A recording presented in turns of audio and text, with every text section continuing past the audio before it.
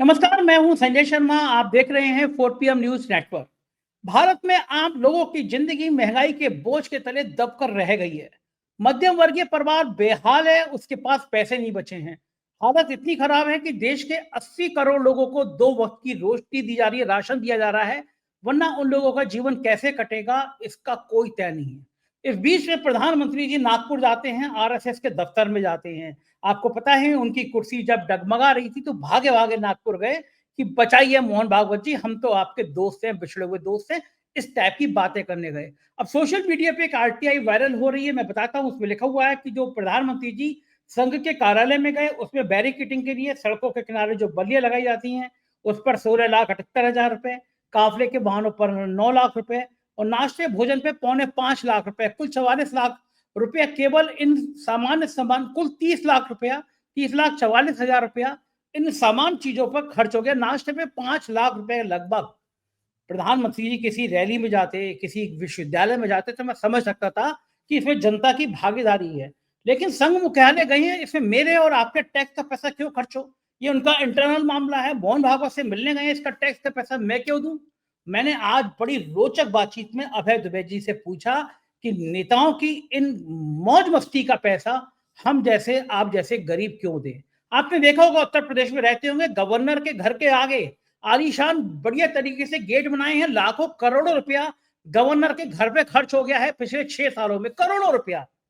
Tax का पैसा किसका पैसा है? गवर्नर साहब गुजरात से नहीं है, मेरा आपका टैक्स का पैसा है जो इन बंगलों पे खर्च होता है। अरविंद केजरीवाल के शीश महल पर सवाल उठाने वाली भारतीय जनता पार्टी के मुख्यमंत्रियों के बंगले के रख रखाव का खर्चा देखेंगे तो आपके होश उड़ जाएंगे। अभय दुबे जी से मैंने पूछा है, देश की मीडिया का हाल बुरा हो गया है, गोदी मीडिया बना दिया गया, लेकिन जो बहादुर पत्रकार होते हैं उनको धमकाने की कोशिश होती है। मैं खुद घमंड नहीं कर रहा, लेकिन मेरा उदाहरण सामने है कि किस तरह 4PM चैनल को बंद किया गया। सुप्रीम कोर्ट नहीं होता तो ये चैनल आप आज देख भी नहीं पाते। इसी तरह गुजरात में गुजरात समाचार एक बड़ा मजबूत चैनल है, बड़ी बहादुरी से अखबार छापता है। शायद 1932 से शुरू हुआ। गांधी जी ने भी इस अखबार की तारीफ करी, लेकिन उसने मुख्यमंत्री, गुजरात के मुख्यमंत्री के भ्रष्टाचार की कलई खोल दी।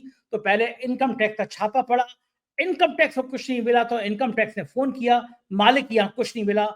इधर से इनकम टैक्स निकला, उधर से ईडी अंदर आ गई। 73-75 साल के उनके मालिक को गिरफ्तार कर लिया गया। इस देश में या तो गोदी मीडिया बन जाओ और मौज काटो, वरना अगर सच बोलोगे तो इनकम टैक्स और ईडी तुम्हारा इंतजार कर रही है। मैंने अवैध दुबे जी ने पूछा कि मुझसे गलती हो गई, मुझे पता नहीं था कि हमारे प्रधानमंत्री जी के चरणों में सेना, पूरे देश की सेना, पूरे देश के सैनिक सब नतमस्तक रहते हैं, उनके चरणों में रहते हैं। ये बात तो मध्य प्रदेश के डिप्टी सीएम ने बताई, वरना पता नहीं होता। मैंने अभय जी से पूछा कि क्या हाल हो गया है कि कर्नल सोफिया पे एक मिनिस्टर आपत्तिजनक बयान देता है, डिप्टी सीएम कहता है कि मोदी जी के चरणों में देश की सेना और सैनिक सब नतमस्तक हैं, और ये महान देश है जो ऐसे बेवकूफ मिनिस्टर और डिप्टी मिनिस्टर की बातें सुनकर भी खामोश रहता है, ऐसे बेशरम नेताओं को सत्ता से बाहर करने की मांग नहीं करता है। और आज के एपिसोड में राहुल गांधी के एफआईआर के बाद क्या होगा, ये भी बातचीत बहुत रोचक वीडियो है, पूरा अंत तक सुनेंगे, आपको मजा आएगा। आपसे रिक्वेस्ट है, चैनल को सब्सक्राइब और ज्वाइन करिए। चलते हैं अभय दुबे जी के पास। 4PM न्यूज नेटवर्क में स्वागत है अभय दुबे जी आपका। चुनाव से पहले भारतीय जनता पार्टी ने बहुत जोर शोर से अरविंद केजरीवाल के शीश महल पर सवाल उठाए थे कि अरविंद केजरीवाल ने कितना बड़ा शीश महल बना रखा है, कितना खर्चा हुआ है। मैंने तब भी कहा था कि अरविंद केजरीवाल के मकान से कई ज्यादा बड़े मकान मैंने कई मुख्यमंत्रियों को देखे हैं, अंदर से भी देखे हैं।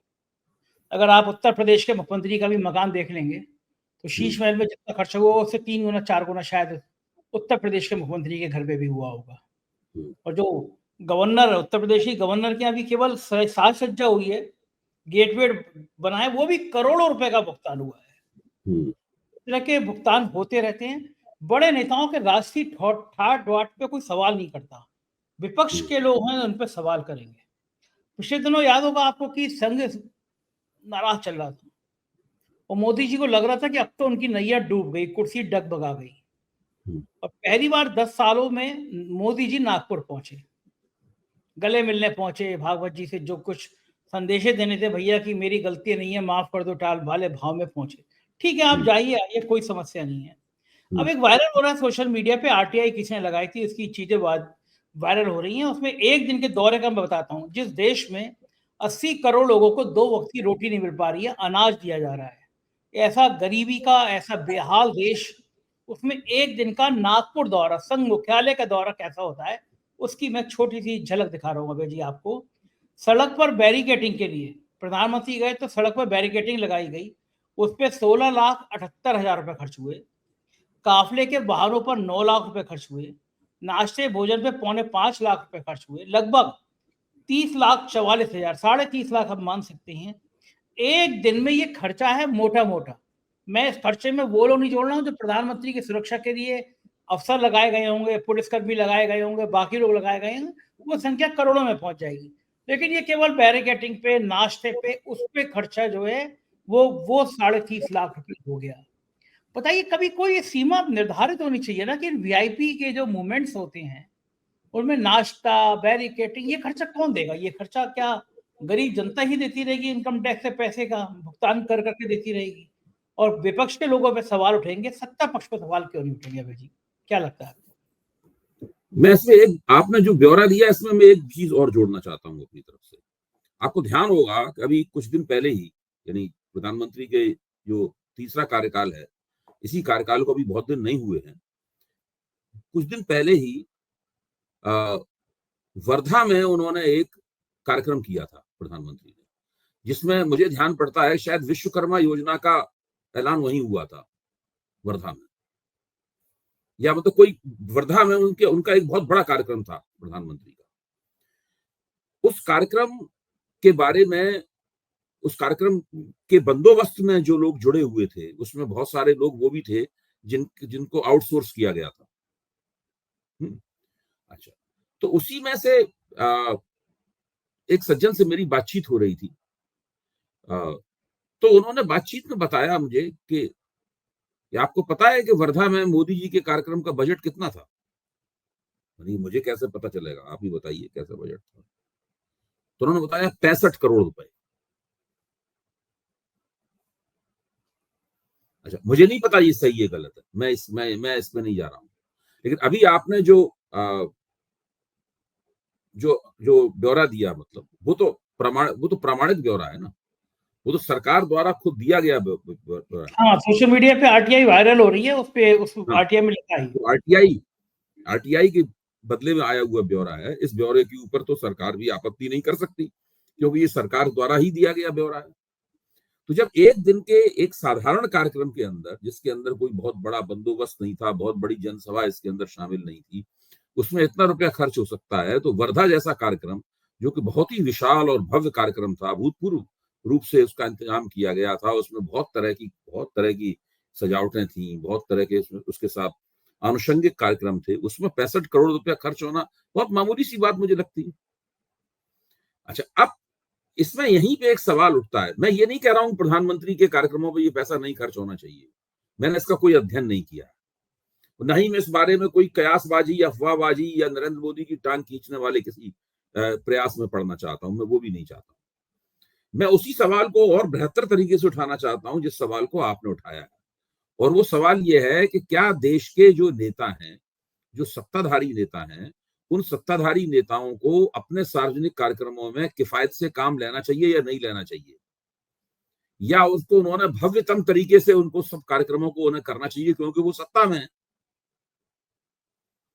अच्छा, देश निश्चित रूप से लो इनकम ग्रुप कंट्री है। ये नीची कम आय वर्ग के, हमारा देश जो है कम आय वर्ग में आता है। जो इनकम का एक पिरामिड है, इसका मैंने एक बार 4 PM के मंच पे बहुत विस्तार से विश्लेषण किया था, और उसको लाखों लोगों ने देखा भी था उस विश्लेषण को। उसमें केवल ऊपर के जो 10% लोग हैं, वही लोग केवल 1 लाख रुपए महीने तक कमाते हैं। उसके नीचे जैसे ही आप आते हैं, 10% से नीचे जैसे ही आते हैं, वैसे ही लोगों की आमदनी 50,000 या उससे कम होती चली जाती है। आप इससे अंदाज लगाइए, देश में 1 अरब 40 करोड़ लोग रहते हैं। 1 अरब 40 करोड़ लोगों का 10% कितना हुआ, आप अंदाजा लगा सकते हैं। केवल यही लोग जो हैं, जो कि जिनकी न्यूनतम, जिसमें अधिकतम और न्यूनतम अगर देखें तो न्यूनतम आमदनी उनकी 1 लाख रुपए करीब बैठेगी। उसके नीचे जैसे ही आप आते हैं तो लोगों की आमदनी गिरती चली जाती है बहुत तेजी के साथ, और आखिर में जो नीचे के 20-25% हैं, वो तो बिल्कुल 2 जून की रोटी के लिए तरस रहे। इसीलिए इस देश में 80 करोड़ लोगों को मुफ्त अनाज दिया जाता है। तो ऐसी स्थिति में ये जो पूरा तरीका है, जो बिल्कुल राष्ट्रीय शान शौकत है, जो 7 स्टार लाइफ स्टाइल है, मैं 7 स्टार लाइफ स्टाइल को एक रूपक के तौर पर, एक मेटाफर के तौर पर कह रहा हूं। ये तो 7 नहीं 70 स्टार लाइफ स्टाइल है। ये जो पूरी जीवन शैली है, जो कि प्रधानमंत्रियों ने, मुख्यमंत्रियों ने और गवर्नरों ने, इन सब लोगों ने अपना रखी है। इसमें सिक्योरिटी वाले मामले को मैं नहीं ले रहा हूं, शामिल नहीं कर रहा हूं।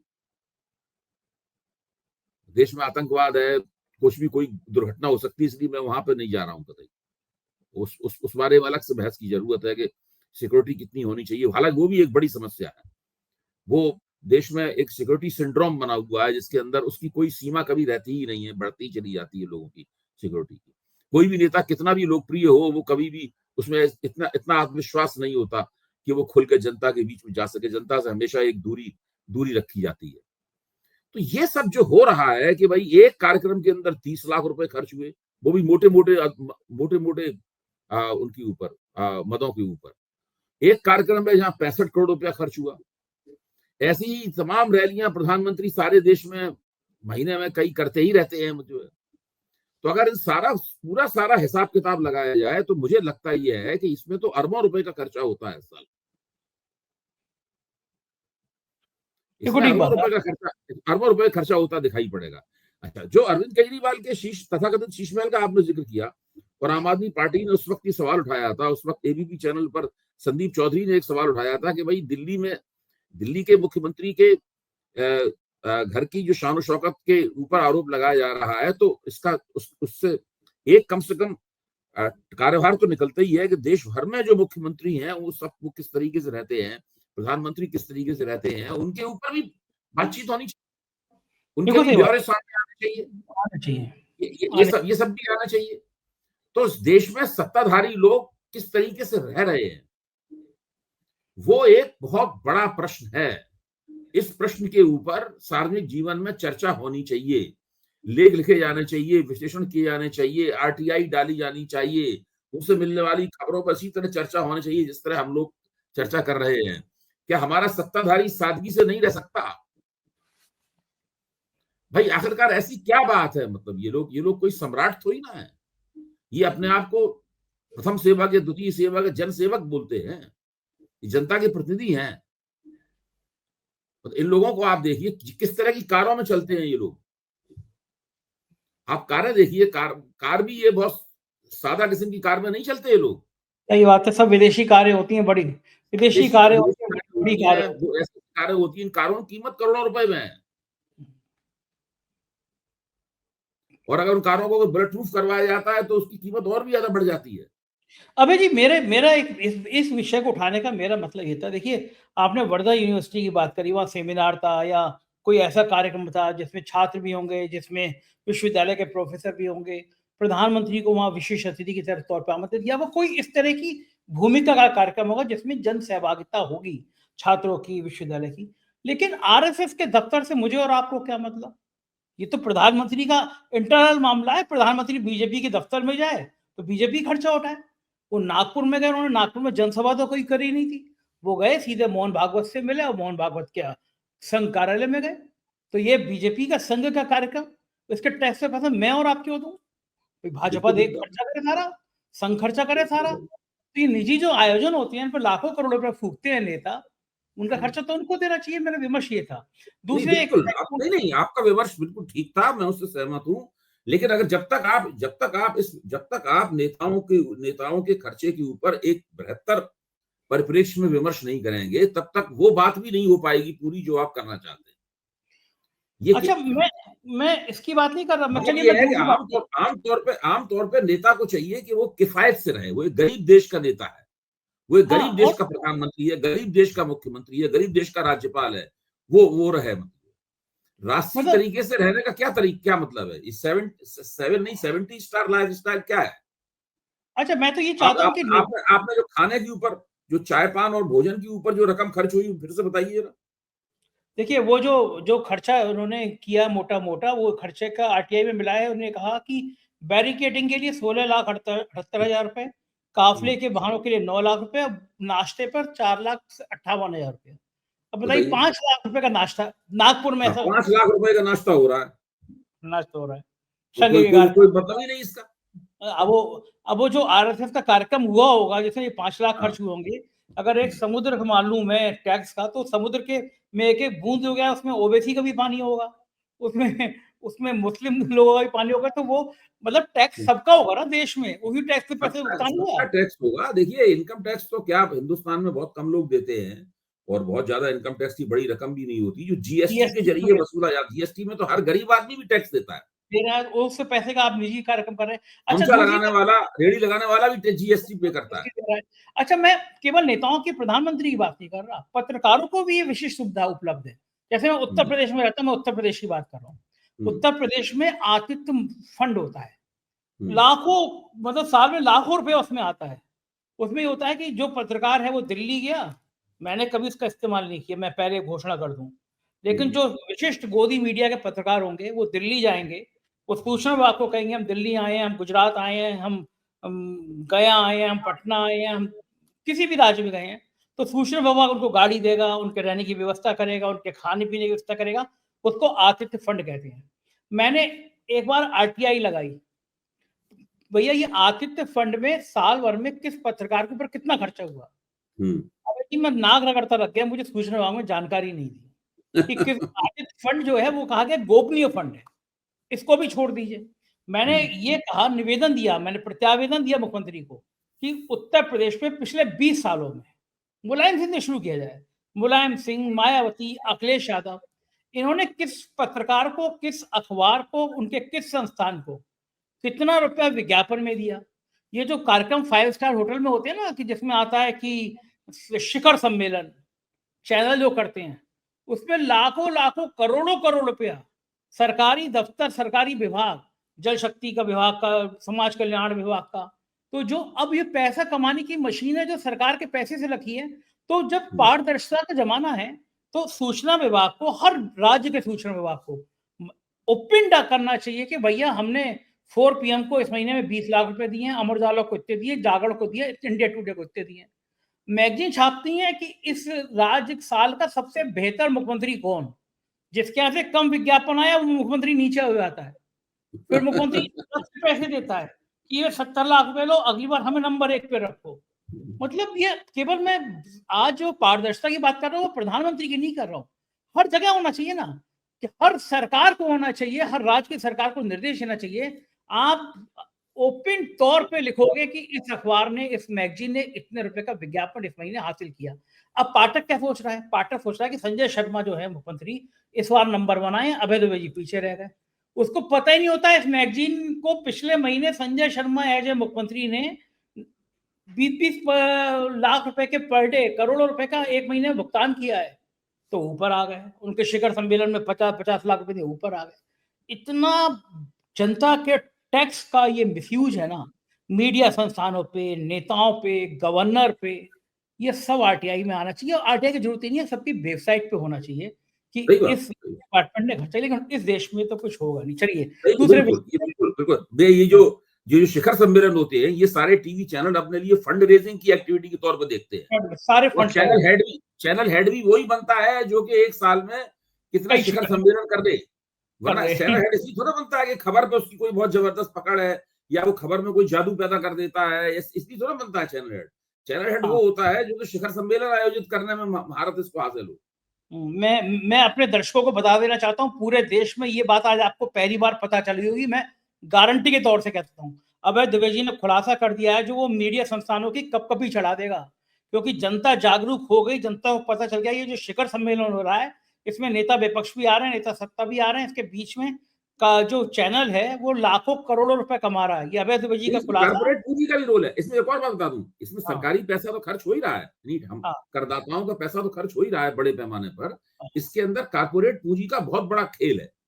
हम्म, बहुत ज्यादा स्पॉन्सर्ड किस्म के जो इनको इन सब शिखर सम्मेलनों को बड़ी कुशलता के साथ में, पेशबंदी के साथ में स्पॉन्सर कराया जाता है। स्पॉन्सर कराने के चक्कर में इनका सारा जो 5 स्टार का खर्चा वगैरह होता है, वो सब तो निकल ही जाता है पूरा का पूरा, और इससे बहुत बड़े बड़े पैमाने पे बचत होती है इसमें। मैं एक बहुत मजेदार कार्यक्रम बता दूं, लखनऊ में अब ये जो है चैनल। आपके बाबा रामदेव हैं, बाबा हाँ रामदेव इस तरह के शिखर सम्मेलनों को स्पॉन्सर करना में के लिए बहुत उत्सुक रहते हैं, हाँ हाँ, क्योंकि कैसे। उसको बहुत ही फुटेज मिलता है वहां पे। अच्छा, मैं एक एक एक चीज मजेदार और आप दर्शकों को और बता दूं, अभय जी आपको बता दूं, एक नया चैनल शुरू हो गया है। आप संजय शर्मा है, छोटे मोटी दुकानें मिठाई की, अब वो चैनल का आदमी आके कहेगा कि हम शिखर सम्मेलन कर रहे हैं, आप 10 लाख रुपए दीजिए, हम आपको वित्त मंत्री से या मुख्यमंत्री से हाथ में सम्मान दिलाएंगे। अब शिखर सम्मेलन में ऐसे 20-30 लोग ढूंढ लिए जाते हैं जो 10 लाख 20 लाख देंगे, उनको मंत्रियों से और मुख्यमंत्रियों से सम्मान होगा। अभी पिछले दिनों लखनऊ में बड़ा मजेदार वाक्य हुआ। एक कार्यक्रम में कुछ ऐसे व्यापारियों को चिन्हित किया गया, उनसे कहा कि वित्त मंत्री आपको 2 बजे सम्मानित करेंगे, सुरेश खन्ना जी, और बुला लिया गया एक होटल में। अब सुरेश खन्ना जी को कहीं जाना था, तो लोग, भीड़ तो आती नहीं है ऐसे शिखर सम्मेलन को सुनने के लिए, लेकिन जो 20 लोग सम्मानित होते थे वो अपने संग 10-10 लोगों को लेके आए। आते ही हैं भैया, देखो मुझे सम्मानित करने जा रहा है, तो मेरे दो चैनल भी कहता है भाई आप आ रहे हैं, आप अपने ये मित्र मंडली परिवार को लेके आइएगा। तो उनको भी लगता है मैं सम्मानित होऊंगा तो मेरा परिवार, मेरे दोस्त होगा, तो वो एक एक व्यक्ति 10-10 लोगों को लेकर आ गया। अब हॉल भर गया 200-250 लोगों का। अब वित्त मंत्री को आना 2 बजे, लेकिन अचानक वित्त मंत्री को दिल्ली से बुलावा आ गया। 2-3 मंत्री और आने थे कार्यक्रम में, तो वित्त मंत्री ने कहा कि भाई मुझे अचानक दिल्ली जाना पड़ रहा है, तो मेरा क्या सुबह 11 बजे संबोधन करा देंगे 2 बजे के बाद, क्योंकि मुझे 1 बजे जाना है। अब क्या करते आयोजक, वित्त मंत्री के हाथ से दिलाना था उनको, जिन लोगों को पैसे तो उसी बात के लिए कहते हैं सुरेश खन्ना हमको देंगे, तो मजबूरी में उन्होंने कहा पहले आ जाइए। 11 बजे आ गए, तो जो लोग 2 बजे तक इंतजार में बैठे हुए थे, उन्होंने उनको 11:30 बजे निपट गए सबको, तो वो 2 बजे तक बैठ के बाकी मंत्रियों के भाषण देते। अब जो मंत्री 1 बजे और 3 बजे आने वाले थे, उनके लिए हॉल में 15 लोग बचे केवल, उन्हीं के संस्थान के लोग, बाकी सब तो गिफ्ट लेके निकल गए अपने प्रतीक्षित लेके, फोटो खिंचा के। तो संस्थान को, उस चैनल को बाकायदा ये कहना पड़ा उस चैनल को कि भाई बिजली खराब हो गई, कोई तकनीकी समस्या आ गई, इसलिए आज का कार्यक्रम हम रद्द कर रहे हैं, मंत्री जी हो नहीं पा रहा कार्यक्रम हमारे यहाँ। तो 2-3 मंत्रियों को मना किया गया कि कार्यक्रम नहीं हो पाएगा। तो ऐसे ऐसे सम्मेलन के आयोजन भी होते हैं। भाई मुझे पता है लखनऊ का सम्मेलन था कि था, वो लोग खिसक गए। तो अब ठेका इस बात का भी होता है कि भाई आप 10 लाख रुपए दीजिए, हम आपको उस फलाना मंत्री से, उस मुख्यमंत्री से सम्मानित कराएंगे। और बड़े बड़े अखबार, जो देश का नंबर 1 अखबार कहते हैं, क्या क्या बताऊं, एक मैंने देश के बड़े चर्चित पत्रकार को, अभय जी, जो चैनलों पे बड़े धाड़ते हैं, मैंने उनको एक बहुत सीनियर आईएएस के कमरे में 3 घंटे बैठ के देखा है। 3-3 घंटे बैठे हुए, मैंने कहा समझ में आया कर क्या रहे हैं। बाद में पता चला, मैंने मालूम कराया तो पता चला कॉफी टेबल का चलन हो गया है।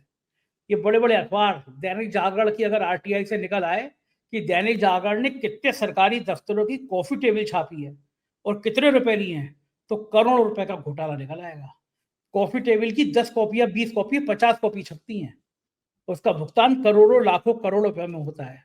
खैर ये पूरा एक दिन किसी इसी पे एपिसोड करेंगे अभय जी। नहीं नहीं, इसमें अगर कुछ तथ्य आ जाए तो इन तथ्यों के, देखिए ये अब जनसेवा होगी ये काम करना। हाँ हम लोग बहुत ज्यादा राजनीतिक समीक्षाएं करते हैं, हम लोग हाँ, रोज करते सत्ताधारियों हैं। की टांग खिंचाई भी करते हैं, मैं मानता हूँ सत्ताधारियों की हम लोग टांग खिंचाई करते हैं, कभी कभी ज्यादा भी कर देते हैं जो हमें नहीं करनी चाहिए, लेकिन उत्साह में कर देते हैं। लेकिन मैं ये कह रहा हूँ कि ये बाकायदा एक जन सेवा होगी। अगर हम पारदर्शी सार्वजनिक जीवन चाहते हैं तो सदैव हमें, देखिए, न केवल किफायती सार्वजनिक जीवन को सुनिश्चित करना होगा, साथ ही हम लोगों को ये भी कोशिश करनी होगी कि चुनाव जो लड़ा जाता है उसका भी, चुनाव लड़ने का भी कोई किफायती मॉडल ढूंढा जाए। बिल्कुल ठीक बात। तब तक आप भ्रष्टाचार को, देखिए राजनीतिक भ्रष्टाचार सारे भ्रष्टाचार की जड़ में है। बिल्कुल सही अगर बात। आप एक बार चुनाव सुधारों के जरिए ये सुनिश्चित कर दें कि चुनावों में पैसा कम खर्च हो, उसके बाद में राजनीतिक भ्रष्टाचार के लिए बहुत ज्यादा तर्क नहीं बचेगा। कोई भ्रष्टाचार के दूसरे एवेन्यूज होंगे, उन पर अटैक करना पड़ेगा, लेकिन ये जो बहुत बड़ा स्रोत है ये खत्म हो जाएगा। ये बिल्कुल ठीक सब बात है। वही है, ये सारा का सारा पॉलिटिकल करप्शन में ही आता है। जो आप बता रहे हैं ये कॉफी टेबल बुक छप रही है करोड़ों रुपए में, सारा पॉलिटिकल करप्शन के दायरे में आता नहीं आता है। और उसकी देखिए दूसरी तरफ कुछ मीडिया संस्थान ऐसे हैं जो गोदी मीडिया बनने से मना कर देते हैं। जैसे गुजरात का अखबार है गुजरात समाचार, उसका जी। टीवी भी है गुजरात टीवी। आप ये देखिए कि गांधी जी की 1932 से शायद वो छपता है अखबार, गांधी जी ने भी उस अखबार की तारीफ करी है, अंग्रेज हुकूमत के खिलाफ भी वो लिखता था अखबार, सत्ता से सवाल पूछ रहा है। अब गुजरात में रहकर सत्ता से सवाल पूछना मतलब शेर के मुंह में हाथ डालना। पता चला कि उनके यहाँ कुछ मुख्यमंत्री, गुजरात के मुख्यमंत्री के कार्यालय के भ्रष्टाचार की कहानियां ले आया था वो अखबार सामने। इनकम टैक्स की रेड हो गई। इनकम टैक्स केवल इनकम टैक्स अंकल जो हैं वो केवल नेताओं के नहीं जाते, वो पत्रकारों के भी जाते हैं, जिनसे सवाल पूछते हैं उनके भी जाते हैं। मेरे भी आ गए हैं, मेरे से भी जवाब तलब, लंबे जवाब तलब हुए, मैंने स्क्रूटनी हुई, सब हुआ। वो जो उन पत्रकारों के भी जाते हैं जिनसे जो सत्ता से सवाल पूछते हैं। तो गुजरात समाचार के यहाँ छापा पड़ गया इनकम टैक्स का, और ये पहली बार हुआ होगा कि इतने 1-2 दिन कार्रवाई करने के बाद इनकम टैक्स इस गेट से निकली और ईडी उस गेट से एंट्री हो गई। उनके संपादक ने मुझे बताया, मुझे फोन पे बात करी मैंने उनके संपादक से, उनका फोन आया कि वो बात करना चाहते हैं। बात करी, वो बता रहे थे मुझे पूरी कहानी कि इनकम टैक्स से निकलने के मतलब वो बाहर ही मिल गए। ईडी इंतजार कर रही थी कि तुम्हें कुछ नहीं मिला, उन्होंने फोन करके बताया हमें कुछ नहीं मिला, तो ईडी का तुम आ जाओ। और ईडी ने 6 साल उनके जो मालिक हैं, बाहुबली शाह नाम है शायद उनका, उनको गिरफ्तार किया कर लिए। 73-75 साल के आदमी है वो। उन्होंने सोची आजादी के टाइम में भी एक खबरें छापी, उनको अरेस्ट करा ईडी ने, उनको बाद में शायद अंतरिम जमानत भी मिली। इस देश में मीडिया का ये हाल हो गया है। 4 PM बंद करा दिया जाएगा, सुप्रीम कोर्ट से रिलीफ मिल गई। गुजरात समाचार क्या, इनकम टैक्स ईडी आ जाएगा। राहुल गांधी की निंदा की। कैसे मीडिया क्या बिल्कुल दुम दबा के काम करे या फिर सत्ता से सवाल पूछना बंद कर दे देश में? नहीं, वो तो देखिए पूरी थीसिस है जो हम लोग कई बार इस पर चर्चा कर चुके हैं। हम लोगों ने कल जब चर्चा की थी तो मैंने उसके लिए एक शब्द इस्तेमाल किया था, निर्वाचित निरंकुशता। आपको ध्यान होगा। हाँ, निर्वाचित। हाँ, तो हाँ, ये निर्वाचित निरंकुशता के ही विभिन्न पहलू हैं, क्योंकि देश में घोषित रूप से इमरजेंसी नहीं लगी हुई है। हाँ। देश में घोषित रूप से तानाशाही नहीं है। घोषित रूप से देश लोकतंत्र है और जनता के वोटों से चुनी हुई सरकार है, संविधान सम्मत तरीके से चुनी हुई सरकार है। तकनीकी परिभाषा तो यही है ना देश में, तो देश में हुकूमत है, उसकी तकनीकी परिभाषा यही है। लेकिन इस सब के दायरे में सबको मेंटेन करते हुए, सबको कायम रखते हुए जमीन पर यथार्थ में जो हो रहा है वो ये हो रहा है कि किस तरीके से प्रतिरोध की आवाज को, विरोध की आवाज को किस तरीके से दबाया जाए, सहमा दिया जाए और उसे ऐसी स्थिति में ले जाया जाए कि उस लोगों को लगे कि प्रतिरोध करना बहुत नुकसानदेह साबित हो सकता है। प्रतिरोध करने का, सवाल पूछने का बहुत नुकसान होगा, इसलिए सवाल पूछने से परहेज करो। ठीक बात है, यही नजर आता है। उधर आप इसको छोड़ दिए राजनेताओं का भी, बिहार में अगर राहुल गांधी छात्रों से मिलने पहुंच गए, 500-600 छात्रों में हॉस्टल में, लेकिन मना कर दिया गया। राहुल गांधी तो फायर ब्रांड नेता हो रहे हैं आजकल, वो अड़ गए मिलके जाऊंगा। तो राहुल गांधी समेत कई लोगों पे FIR कर दी। आप सोचिए, केवल छात्रों से मिलने जाना है बिहार में, इस बात पर राहुल गांधी राहुल गांधी का तर्क उसमें क्या था? राहुल गांधी का तर्क बहुत दिलचस्प है। राहुल गांधी ने कहा कि भाई आपने रोक तो लगाई नहीं थी हमारे मिलने पर। सही बात है, अगर आपने रोक लगाई होती तो मैं नहीं आता। अब आपने रोक नहीं लगाई है तो मैं आ गया। उन्होंने कहा हमारे ऊपर 30-35 केस कर रखे इन लोगों ने, मैं उनको मेडल मानता हूं, अपना और मिर्ची लगाता हूं जी। और मिर्ची लगा दी उन्होंने। लेकिन खराब है ना, आपके मानते हैं कि बिहार के चुनाव का बिगुल बज गया राहुल गांधी पे, इस तरह FIR करना, भड़का रहे हैं आप? देखिए ये जो सब कुछ है, इस सब का आपको ध्यान होगा, जबकि इस सरकार ने जो बहुमत खोया था उसके आप 2-3 महीने की बहुमत खोने के 1-2 महीने बाद इन लोगों की क्या हालत थी वो आप याद कीजिए। सबकी सीटी-पीटी गुम थी। हरियाणा चुनाव में बीजेपी की पराजय से पहले लोकसभा चुनाव से लेकर हरियाणा चुनाव के बीच में क्या हालत थी इन लोगों की? इन लोगों के मुंह से आवाज नहीं निकलती थी। उत्तर प्रदेश में आपस में जूतम पेजार लत्याव साफ दिखाई पड़ रहा था। अभी भी हो रहा है, लेकिन तब तो और जूतों में दाल बटी जा रही थी। तो अगर हम लोकतंत्र की रक्षा करना चाहते हैं तो उसका सबसे अच्छा तरीका है चुनाव में जो लोग लोकतंत्र की आड़ में निरंकुशता कायम करना चाहते हैं उनकी पराजय। इसके अलावा उसका और कोई तरीका नहीं है। लेकिन हमसे गलती हुई अभय जी, उसके लिए हम क्षमा मांगते हैं अपने दर्शकों से कि हमें पता नहीं था कि इस देश की सेना, इस देश के बहादुर सैनिक सब मोदी जी के चरणों में नतमस्तक थे ऑपरेशन सिंदूर के बाद। हमें पता ही नहीं था, हमें मतलब आज लग रहा है हम अपने ऊपर के समुद्र में कूद जाएं, क्या करें। पूरा देश, पूरी देश की सेना, पूरे देश के सैनिक, ये सब मोदी जी के चरणों में नतमस्तक थे और हम सवाल कर रहे थे। खराब बात है। और ये मुझे ये ज्ञान वो तब हुआ जब मध्य प्रदेश के डिप्टी CM कह रहे हैं कि देश की सेना, देश के सैनिक सब, मध्य प्रदेश तो बिल्कुल एकदम शानदार लोगों की खान हो रहा है। वहां का एक मिनिस्टर सुप्रीम कोर्ट ने फटकारा, कर्नल सोफिया पे बयान दे रहा है वो, मतलब देश की बहादुर बेटी हिम्मत देखिए। औकात देखिए एक मिनिस्टर की। और डिप्टी सीएम कह रहा है सेना सैनिक सब मोदी जी के चरणों में। गिरने की भी हद होती है, सब हदें टूट जाएंगी आज देश में अभय जी। वो सांप्रदायिकता की हद थी और ये चाटुकारिता की हद है। जो कर्नल सोफिया कुरैशी के ऊपर वक्तव्य दिया गया था वो सांप्रदायिकता की और मुस्लिम घृणा की हद थी और ये चाटुकारिता की हद है। ये वही है कि ये विष्णु भगवान के अवतार हैं, ये उसी का एक दूसरा रूप है, लेटेस्ट नवीनतम संस्करण। नवीनतम संस्करण है उसका। ये स्थितियां हैं लोगों की। भाजपा के कार्यकर्ताओं को भी मन करता होगा कि अपने ऐसे नेताओं को जूते मारे। समान वर्कर ये है, सब उनको लोग लगता अकेले में होगा। हंसते होंगे, पीठ पीछे सब लोग हंसते होंगे, देखो क्या हाल हो गया है इन लोगों का। दिक्कत की बात यह है कि चूंकि सत्ता इनके पास है इसलिए इनका खुल के कोई विरोध करता नहीं है। जिस दिन इनके पास से सत्ता हटेगी या हटने के अंदेशे बहुत प्रबल हो जाएंगे, उस दिन वही लोग जो आज इनके समर्थन में खड़े हुए हैं या चुप रहते हैं वो इनसे सवाल पूछने लगेंगे और खूब जम के सवाल पूछेंगे। इनके सवाल इन्हीं के दफ्तर में, इन्हीं के ऑफिस पूछे जाएंगे। वही देश में लोकतंत्र की विजय का क्षण होगा। तो कोटिया, मुझे तो लगता है इन सबसे बहादुर तो कंगना रनौत निकली। उसे धाड़ से ट्रंप पे एक के बाद एक ट्वीट किया, ये ट्रंप का नाम नहीं ले पा रहा, उसने ट्वीट किया, बाद में डिलीट करने को कहा तो लिख दिया कि कौन ट्वीट डिलीट कर रहा है, जेपी नड्डा। जेपी नड्डा को तो उसने मुंह दिखाने लायक नहीं छोड़ा। ऐसी किरकिरी कराई है जेपी नड्डा की, शायद किसी ने नहीं कराई होगी। बहुत बहुत शुक्रिया अभय जी, आपने इतना समय दिया बातचीत करी, थैंक यू सर। ये थे अभय जी, पूरी बातचीत आपने सुनी। मुझे यकीन है ये बातचीत आपको पसंद आई होगी। आपकी राय का मुझे बेसब्री से इंतजार रहेगा, बताइएगा जरूर। शुक्रिया, थैंक यू।